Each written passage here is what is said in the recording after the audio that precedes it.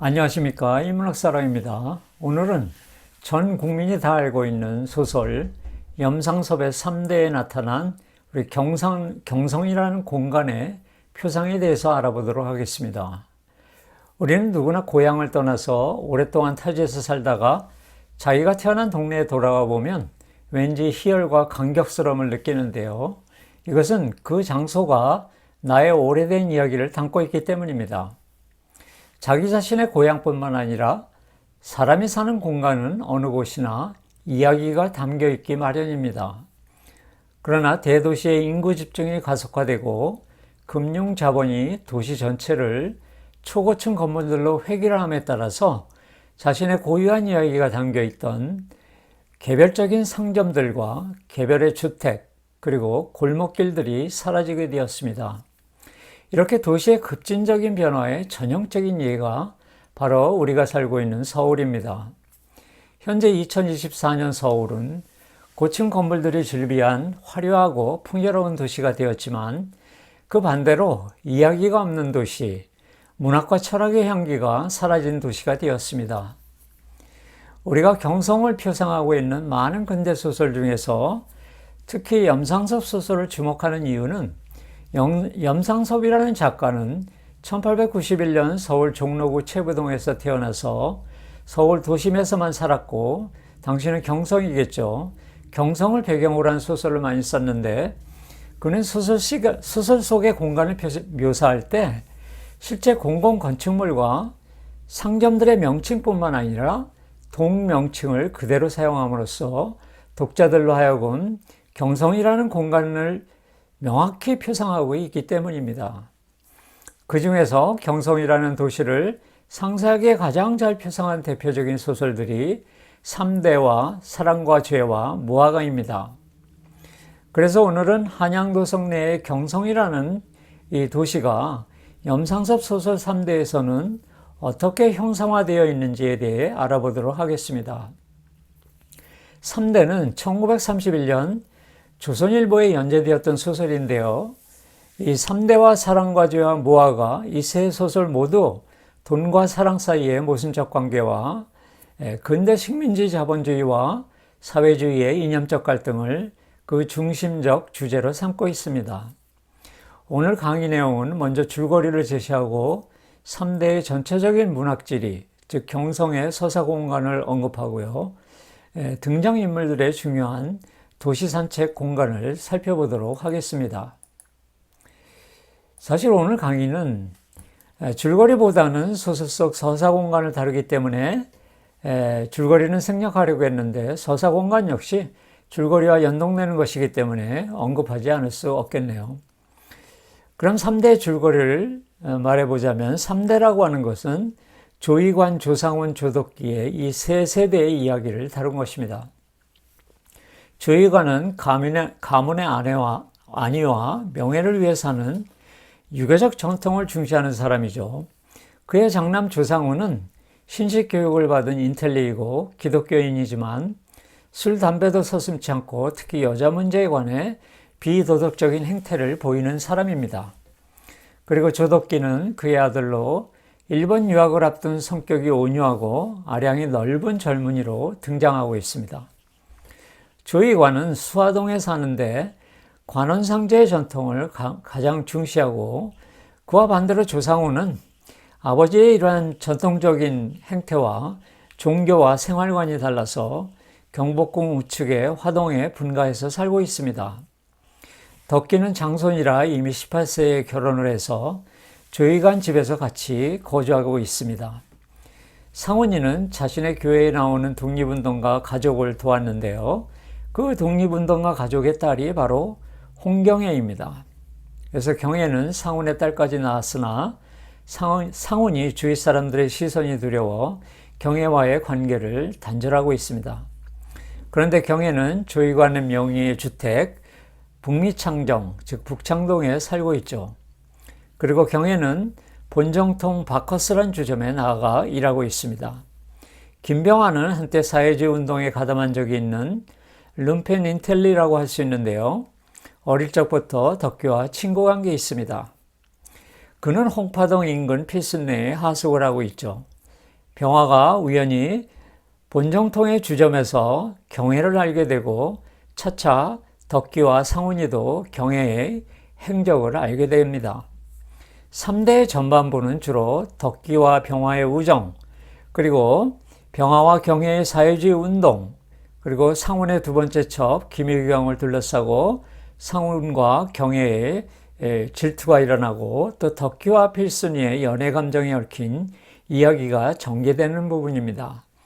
그런가 하면 3대 후반부는 조이간이 죽은 후에 본격적인 재산 분배와 이전 투기에 관한 사건들이 벌어지는 부분입니다. 세 가지 큰 사건이 있었는데, 첫째는 김병하와 홍경애가 사회주의 운동단체의 자금을 은폐할 목적으로 산해진이라는 상점에 투자를 해서 영업을 시작하고 있었습니다. 그런데 이 좌익단체에서 이러한 행동을 반역한 것으로 오해해서 신체적 상해를 입히고 나중엔 일본 경찰에까지 알려져서 병화, 경해, 필순뿐만 아니라 덕기까지 구금되는 사건이 일어납니다. 두 번째 사건은 조이간이 위독할 때 사후의 유산 분배에 관한 갈등으로 인해서 수원집, 최참봉, 창훈이가 공모해서 한약에 비소를 섞어 조이간을 죽게 만든 사건이 일어납니다. 세 번째 사건은 조상훈이 유서와 집문서가 든 금고를 탈취해간 사건입니다. 그래서 염상섭은 유산을 두고 이전 투구하는 모습을 이렇게 표현하고 있습니다. 조이관이 위독하게 되자 최참봉, 창훈이, 수원집 일꾼들 모두 이 금고에만 신경이 쏠려 있었다. 그리고 조상훈의 두 번째 첩인 김유경의 어머니 매당도 한몫 끼게 되는데, 저자는 매당을 이렇게 묘사합니다. 매당은 은군자의 주름을 잡고 있어서 남의 등쳐먹기로 장안의 유명한 년으로 표현되고 있습니다. 여기서 은군자라고 하는 것은 세속과 떨어져서 은둔해서 사는 인격자라는 뜻인데, 여기서는 부정적으로 사용해서 사기를 치는 자가 자신은 아닌 체 하면서 뒤로 물러나 호시탐탐 재산을 노리는 자로 표현했던 것입니다. 이 세 사건들로 인해서 덕기는 물론이고 병화와 경해, 수원집을 비롯해서 매당과 김의경, 조상훈, 원삼이, 창훈, 심지어 필순이까지 경찰서에 구금되는 사태에 이르죠. 덕기는 가진 고초를 다 겪다가 제일 먼저 풀려났습니다. 그래서 덕기는 풀려난 이후에도 구금된 모든 사람들을 아는 형사들과 경목과장들을 일일이 돈봉투를 들고 찾아다니면서 모두 풀려나게 하는 것이죠. 그리고 3대라는 소설에서 가장 핵심적인 부분은 덕기가 필순이와의 관계에서 진실된 사랑과 돈 문제 사이에서 그 윤리적 갈등을 묘사한 장면입니다. 그 장면은 이제 마지막 장면인데요. 덕기는 오늘 의전병원에서 필순 아버지가 위독하는 말을 듣고 가보았다. 필순 아버지는 이렇게 말한다. 나 죽은 뒤에라도 의지할 것이 없는 것들 전같이 친절하게 돌봐주어. 이 말을 들으면서 덕기는 자기 아버지, 즉 경의 아버지도 자기 아버지 상훈이에게 똑같은 부탁을 했을 것이라고 생각하고 모친의 말을 떠올립니다. 너도 아버지의 길을 그대로 걷겠느냐? 덕기는 자기 마음속으로 사랑해왔던 필순 아버지가 돌아가셨다는 소식을 또 원삼이에 듣고 이런 대사가 오고 합니다. 덕기가 알았네. 어차피 나도 인사를 가야 할 거니 나하고 같이 가세. 그러니까 원삼이가 또 이렇게 말합니다. 가실 것까지 없습니다. 그저 돈이나 보태주시면 인사 가는 것보다 더 기납죠. 더 중요하죠. 이렇게 얘기를 합니다. 덕기는 필순네에 동정이 가면서도 내가 돈 없는 자라면 나에게 부탁이라도 했을까 하고 생각하면서 원삼이의 말을 다 되씹어 보는 것입니다. 조상이야 나중인들 어떻습니까? 당장 돈이 기납죠. 돈이 중요하죠. 라는 말. 그래서 필순이 부친이 자기에게 죽은 뒤에 필순이를 부탁하는 것도 결국 돈 부탁이었을 것이다. 설마 내 인물이 나라는 사람이 사익감으로 말이 없으니 딸 자식 맡으라는 부탁은 아닐 것이다. 이렇게 생각하신 것이죠. 그러면서 원삼이의 말이 평범하면서도 정통을 마친 말이다. 이렇게 표현합니다. 말하자면 덕기는 남녀 간의 사랑도 마음으로만 얻을 수 없다는 것과 세상 만사는 결국 돈으로 통한다는 것을 깨달았던 것입니다. 그러면서도 덕기는 아버지처럼 자기 아버지 조상훈처럼 필순을 첩으로 삼지 않겠다는 것이죠. 그러나 필순례를 전혀 돕지 않는다는 것은 아닙니다. 그래서 3대는 이처럼 진정한 사랑과 돈의 관계, 그리고 윤리와 사랑의 관계에서 갈등하는 덕기의 내면을 그리는 것으로 소설의 끝을 맺고 있습니다. 자, 그러면 소설에서 문학 속 공간을 살펴보죠. 소설에서 등장인물의 행동과 사색, 그리고 사건들을 통해서 특정한 장소를 표상하게 되는데요. 이를 문학 속의 공간 혹은 문학 공간이라고 할 수 있습니다. 그래서 염상섭의 1930년대 경성을 배경으로 한 소설 속 공간은 공공장소와 대로, 그리고 집과 골목길로 요약할 수 있습니다. 공공장소의 이해는 조선 총독부라든지 남대문, 경성부청, 조선신궁, 조선은행, 경성우체국, 병원과 같은 장소를 말하고, 대로는 당시 경성의 주요 도로인 황토현 내거리, 태평로, 남대문로, 진곡의 선흥광장, 을지로인 황금정 등을 말합니다. 집이나 상점 내부도 소설에서 가장 많이 다루는 공간 중에 하나인데요. 3대에서의 상점은 본정통의 바커스라는 주점과 효자동의 산해진, 또 선흥광장의 청목당이 나오고요. 집은 조의관의 재산을 서로 차지하려는 이전 투기의 공간인 수화동의 조의관의 집이 나오고, 홍파동의 필순례, 그리고 북미창정의 홍경애의 집에서 등장인물들의 다양한 행동과 사색이 일어나고 있습니다. 자, 이 가운데 보시는 지도는 1930년대 경성 지도를 간략화해서 다시 그린 건데요. 수화정은 지금 을지로 1과로서 조의관과 덕기 내외가 사는 데고요. 화동은 경복궁 동쪽에 있는 소격동 인근으로서 조상훈네 집이고요. 북미창정은 홍경애의 집, 바카스는 경애 일터인데요. 진곡의, 지금의 충무로입니다. 진곡에는 이 남산 줄기의 하나로 서쪽에서 동쪽으로 높아지는 언덕으로 되어 있기 때문에 고개라는 이름이 붙었습니다. 그리고 황토현 내거리, 즉 광화문 내거리고요. 황금정은 구리개 내거리, 지금의 을지로 1가 내거리 쪽을 말하는데, 이것도 꽤 높은 언덕으로 되어 있던 곳들입니다. 당시의 북미창정은 지금의 북창동으로 쌀창고가 있던 장소인데요. 북쪽에 있던 쌀창고를 북미창정이라고 하고, 남쪽에 있던 쌀창고를 남미창정으로 부르는 것입니다. 남미창정은 지금의 남창동을 말하죠. 그리고 왼쪽에 하늘색 점선들은 한양 도성을 표시한 것이고요. 맨 아래 남대문 소학교는 경애와 덕기가 나온 소학교로서 조상훈이 설립자로 있는 학교이고요. 맨 밑에 남대문 교회는 역시 상훈이가 자금을 대는 교회로서 상훈이는 이 교회의 목사이기도 합니다. 그래서 조선은행, 경성우편국, 미츠코치 백화점이 있는 선흥광장은 1920년, 30년대를 배경으로 하는 거의 모든 근대소설에서 등장하는 장소입니다.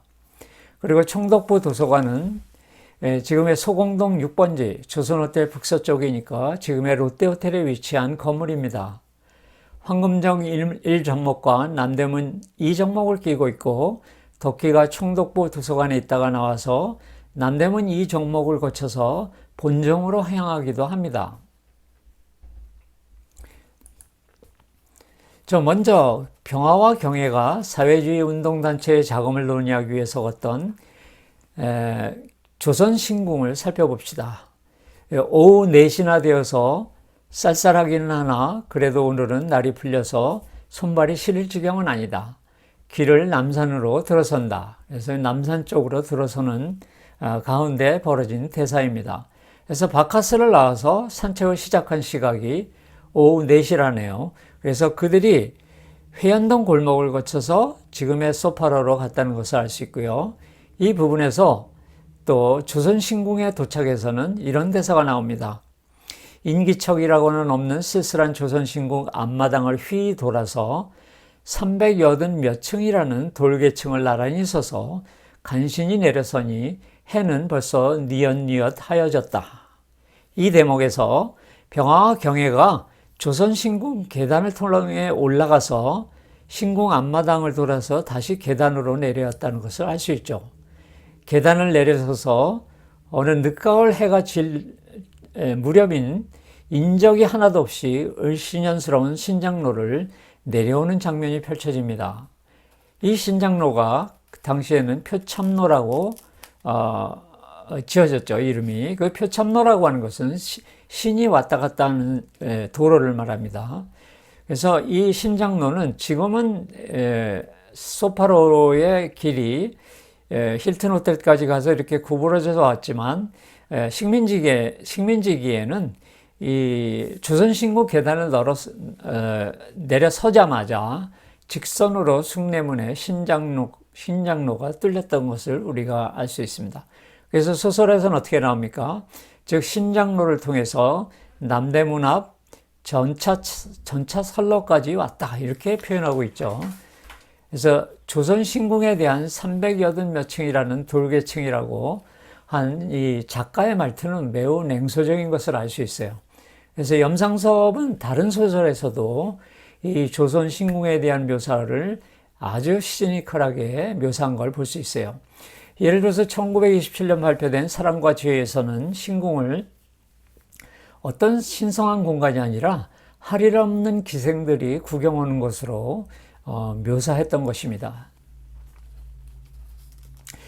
자, 당시 신궁 계단을 내려오면 곧바로 직선으로 남대문으로 이어지는 신장로가 만들어져 있었기 때문에 지금처럼 이렇게 힐튼 호텔로 가다가 남대문으로 꺾어지는 그런 길은 없었습니다. 그리고 이런 대사가 나오죠. 전차 선로까지 와서 경혜는 자기 집에 가서 저녁이나 먹자고 한다. 사실 이건 김병화의 생각을 말하는 겁니다. 청인의 상점이 쭉 늘어서 있고 아편쟁이와 매음역 앞에는 음침하고 우중충한 이 창골 속을 휘돌아갈수록 강도들의 소굴로 들어가는 듯한 느낌이 들었다. 병화가 이제 북미 창정은 처음 가니까 그런 느낌을 말했던 거예요. 그리고 사실 모든 1930년대를 배경으로 한 대부분의 소설에서 이 남대문 인근을 이와 같이 아편쟁이와 질병으로 고초를 겪는 거린들이 모여있는 불결한 곳으로 묘사하고 있습니다. 예를 들어서 사랑과 지혜에서도 아편 중독자 거린이 지순영에게 구걸하는 장면이 나오고요. 박태원의 소설가 후보시 일일에서도 남대문은 실직으로 무기력하게 앉아있는 사람들과 인력과 꾼이 모여있는 것으로 묘사되었습니다. 실제로 남대문과 서서문, 북창동 인근의 지역은 당시에 중국인과 일본들이 많이 거주했던 곳으로 주로 중국인들의 상점들이 이 아편의 유입 경로로 알려져 있었던 것입니다. 다음은 덕기의 아버지 조상원이 독립투사 홍경의 아버지를 돕다가 그의 딸 경혜에게 이끌려서 데이트하는 장면을 보겠습니다. 경혜는 상훈이가 설립한 학교에서 교사로 일하고 있었는데 요즘으로 말하자면 직원들이 낙하산이라고 이렇게 구설수를 많이 퍼뜨린 거죠. 이제 그러한 구설수에 못 견뎌하며 다른 학교로 옮겨달라는 부탁을 하려고 이 화동의 상훈의 집을 찾아갔던 것이에요. 그런데 상훈은 경혜의 고초를 잘 알면서도 이런 다른 데로 보내기가 싫었던 것입니다. 그래서 다음과 같은 상훈의 독백이 이어집니다. 상훈이는 덕기와 마주칠까봐 삼청동으로 빠져서 영추문 앞 넓은 길로 잡아들었다. 상훈이도 경혜만큼 고민을 하였다. 그만큼 이제 경혜를 사랑하고 있었다는 뜻이죠.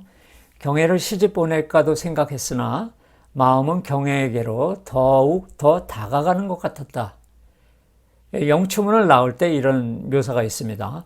삼각산에서 내리지르는 바람이 영추문 물루 처마 끝에서 꺾여 경혜의 말을 휩쓸고 나간다. 여기서 경혜의 말이라고 하는 것은 다른 학교로 옮겨달라는 그 말이겠죠. 그리고 상훈이가 경혜를 시집 보낼까 생각한 이유는 자기와의 관계에 대한 세간의 오해를 풀 수 있으리라고 생각했기 때문에 그런 것이죠. 그럼에도 불구하고 상훈이의 속마음은 그렇게 하기 싫었던 것입니다. 자, 총독부 앞에 나와서는 이런 대사가 나옵니다. 전등불 환한 전차가 효자동서 내려와 닿다가 떠난다. 상훈이는 전차로 진고개 쪽으로 갈까도 생각을 했으나 누군가를 마주칠까 봐 그러지 못했다는 것이에요. 그래서 황토연하까지 내려오면서도 두 사람은 아무 말도 하지 않았다. 말을 꺼내기에는 가슴이 벅찼던 것이다. 여기서 황토연압이라고 하는 것은 오늘날 광화문 내거리를 말합니다. 종로로 이어지는 광화문 내거리. 그러다가 육조 앞 컴컴하고 넓은 길로 들어서서 상훈이 입을 열었다. 쓸데없는 소리 말고 결혼만 하면 이라면서 경혜의 손을 꼭 잡았던 것이다. 이 행동 하나로 경혜는 전기에 감전된 것처럼 떨렸고 경혜의 눈에 비친 세상은 금시로 변하였다. 이렇게 묘사하고 있어요. 이처럼 이 장면은 광화문 밤거리에서 눈이 보송보송 내려오고 전깃불을 환하게 밝힌 전차가 지나가는 경관을 배경으로 전개된 경혜와 상훈이의 애정이 처음으로 피어나는 낭만적 장면으로 묘사하고 있는 것입니다. 세 번째 장면은 덕기가 집안 제사 준비 중에 성가신 일을 피하기 위해서 집에서 나와서 총독부 도서관에서 반나절을 보내고 책사에서 잡지를 두어 권 사고 경혜가 일하는 바커스에 들러 북미창정에 있는 경혜 집을 들르는 산책길입니다.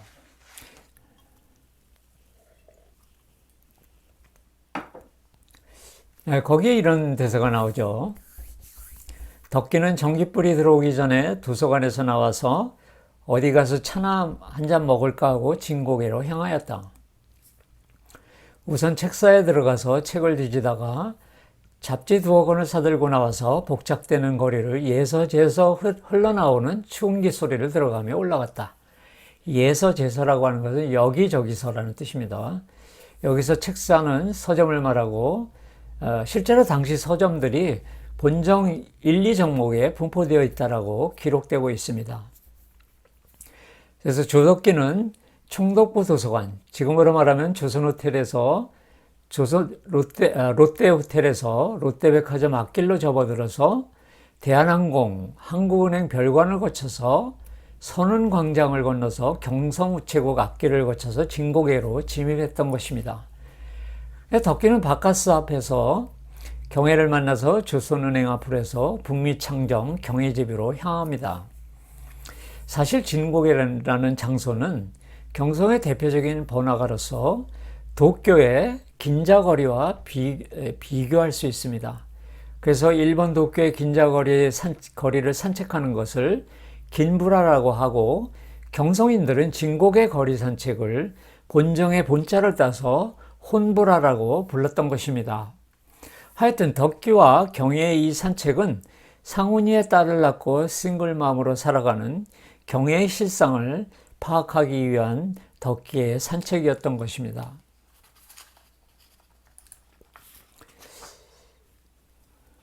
자, 개별 건물과 집과 상점이라는 공간 서사적인 의미를 알아보겠습니다. 가스통 바슐라르는 공간이라고 하는 것은 그것의 수많은 벌집 같은 구멍들 속에서 시간을 압축해 가지고 있는 것이고, 우리의 잃어버린 시간을 되찾게 해주는 것은 시간에 대한 기억이 아니라 내 마음 깊은 곳에 새겨진 공간에 대한 이미지라고 주장합니다.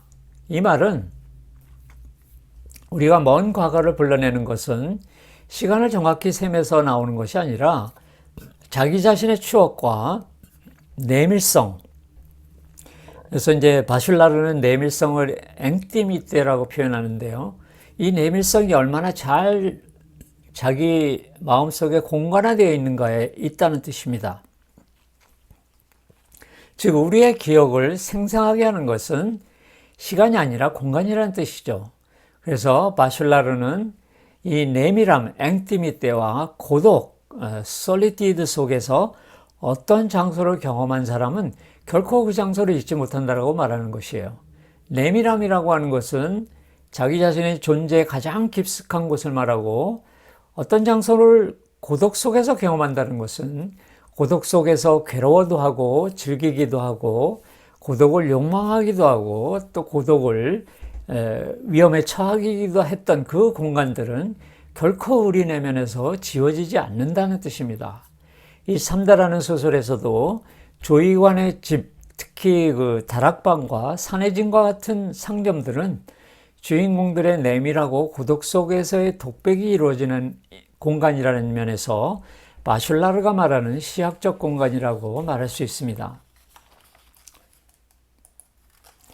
덕기가 살고 있는 수화동 본가 중에서도 금고가 있던 다락이라는 이 공간은 덕기에게는 이 조이관의 유산을 호시탐탐 노리는 수원집이라든지 최참봉, 창원 일당들의 모함을 막아내고 조상훈의 일탈을 뒤치다꺼리하고 또 모든 처자들과 일꾼까지 모든 사람들을 다 배려하면서 자기 혼자 고독한 시간을 가졌던 그러한 공간이라고 할 수 있는 것입니다.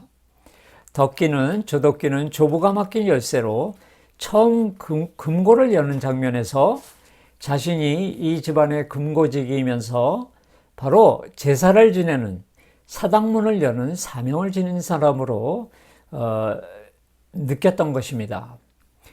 바로 이 부분에서 덕기는 할아버지 조이관이 직접 쓴 유서를 보고 그가 비록 성미가 까다롭고 아버지 조상훈을 다 수용하지 않은 분이시지만 수원집으로부터 하다못해 딸과 며느리는 물론이고 남남인 홍경애까지 자기 재산의 일부를 모두 챙겨서 유서에 써놓은 것을 보고 할아버지가 가엾고 눈물까지 날 것 같다라고 표현했던 것입니다. 이 유서는 죽기 전 10일 전에 썼으니까 덕기는 할아버지 조이관이 몸이 아파서 몸을 일으키기도 어려운 가운데서 누가 알아볼까 불도 켜지 않고 한자 한자 써내려갔던 할아버지를 생각하니 자기 자신의 감정이 복받쳐 오른 것이죠. 또 하나의 장소는 이 좌익단체의 운동원들의 오해를 사서 필순 아버지까지 다치게 돼서 필순 아버지는 의전병원에 입원하게 됩니다. 그에 필순이는 입원하게 됐을 때 필순이는 유리창 밖으로 길거리를 내다보고 있었습니다. 필순이 머리에는 덕기가 오지는 않나 하고 하는 생각이 떠올라서 병원 앞에서 향해 오는 사람이면 유심히 바라보고 있습니다. 필순이는 환자 아버지에게 급한 것은 두꺼운 이불 한 채인 것입니다. 아버지가 폐렴에도 걸릴까 겁이 펄쩍 난 것입니다. 그러자 유리창에 물이 묻었는지 눈에 눈물이 가렸는지 어른어른 하면서 비스듬히 아래로 양복 입은 덕기가 중침부 다리를 건너서려는 것입니다. 그래서 필순이는 눈물을 살짝 씻고 내려다보니 덕기는 벌써 다리를 건너섰다. 자, 이 부분에서 필순이는 덕기에게 손이라도 흔들어 보면 운치 있고 유쾌한 일이지만 자기 행동을 자제를 한 것입니다. 그리고 덕기는 마침내 과일 광주리와 필순이가 그토록 애타게 원했던 이불 한 채를 들고 왔던 것입니다. 그래서 필순이는 얼마나 고맙고 생강스러운지 목이 꼭꼭 메이는 것 같아서 말이 안이 나왔다, 이렇게 표현하고 있어요. 그런 면에서 이 의전병원과 중학천의 다리는 필순이에게는 애수에 찬 공간이었음을 알 수 있습니다. 지금까지 시청해 주셔서 감사합니다.